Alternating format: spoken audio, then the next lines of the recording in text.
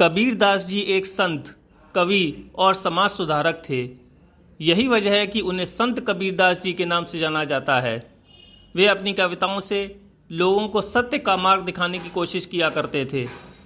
संत कबीरदास जी के दोहे उन तमाम कुरीतियों और असमानताओं पर कड़ा प्रहार है जिसने हमारे समाज को बुरी तरह जकड़ कर रखा हुआ है। आइए उनके कुछ प्रसिद्ध दोहों को समझते हैं।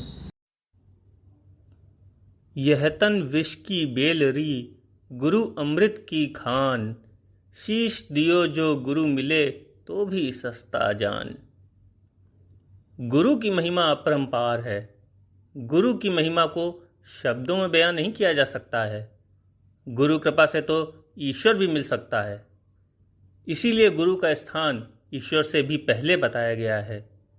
यह जो शरीर है वो विष यानी जहर से भरा हुआ है और जो गुरु है वो अमृत की खान है। इसलिए गुरु कृपा प्राप्ति के लिए कोई भी बलिदान देने के लिए तैयार रहना चाहिए। ऐसे में अगर अपना शीश यानी सर देने के बदले में आपको कोई सच्चा गुरु मिले तो ये सौदा भी बहुत सस्ता है। निंदक नियरे राखिए, आंगन कुटी छवाए, बिन पानी साबुन बिना निर्मल करे सुहाए। निंदक यानी दूसरों की बुराई करने वाले लोगों को हमेशा अपने पास रखना चाहिए, क्योंकि ऐसे लोग अगर आपके पास रहेंगे तो आपकी बुराइयां आपको बताते रहेंगे और आप आसानी से अपनी गलतियां सुधार सकते हैं।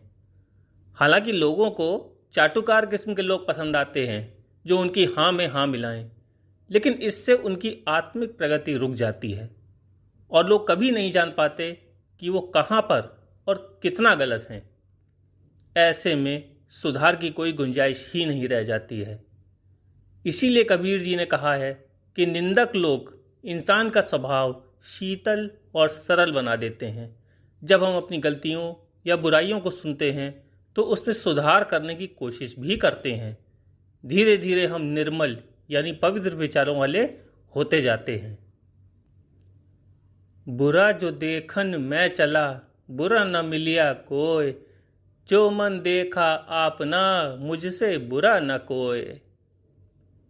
हम सारा जीवन दूसरों की बुराइयां देखने में लगा देते हैं, लेकिन कभी अपनी गलती और बुराइयों की समीक्षा नहीं करते। वो इसलिए कि हम लोग अपने आप को ही सही समझते हैं। हमें लगता है दूसरा हमेशा गलत और हम सही हैं। जब हम खुद अपने मन में झांक कर देखते हैं तो पाते हैं कि हमसे बुरा कोई इंसान नहीं है। हम ही सबसे स्वार्थी और बुरे हैं। और जब ऐसा होता है तो हमारा पूरा जीवन परिवर्तित होने लगता है। हम शायद पहली बार इंसानी मूलभूत बातों को समझना शुरू कर देते हैं। प्रेम पियाला जो पिए, शीश दक्षिणा दे, लोभी शीश न दे सके, नाम प्रेम का ले। जिसको ईश्वर प्रेम और भक्ति का प्रेम पाना है उसे अपना शीश यानी काम, क्रोध, भय, लोभ इसको त्यागना होगा। लालची इंसान अपना शीश यानी काम, क्रोध, भय, लोभ तो त्याग नहीं सकता, लेकिन प्रेम पाने की उम्मीद ज़रूर रखता है। ये इंसानी फितरत ही है कि वो सब कुछ पाना चाहता है पर बदले में कुछ नहीं देना चाहता। बिना मोल चुकाए कुछ नहीं मिलता है। ईश्वर भक्ति और प्रेम चाहिए तो काम, क्रोध, भय, लोभ इन सब दुर्गुणों का त्याग तो करना ही पड़ेगा।